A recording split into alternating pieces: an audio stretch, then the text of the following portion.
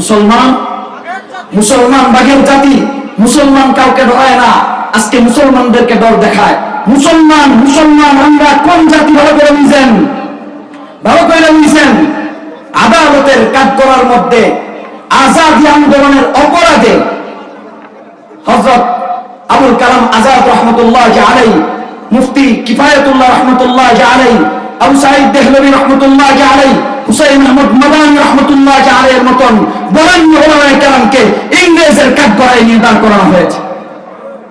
আবুল কালাম আজাদ রহমতুল্লাহ আলাইহি ইংরেজের কাঠগড়ায় দাঁড়ানো, ইংরেজ জজ নাম ডাকতেছেন একজন একজন করে আদালতের মধ্যে। নাম ডাকতে গিয়ে আবুল কালাম আজাদ রহমতুল্লাহ আলাইহির নাম ঘোষণা করতেছে। আবুল কালাম আজাদ, আবুল কালাম আজাদ, আবুল কালাম আজাদ তিনবার ডাকছে, উনি একবারও সাড়া দেন না। উকিল ডাক দিয়ে বলতেছে, হযরত আপনার নাম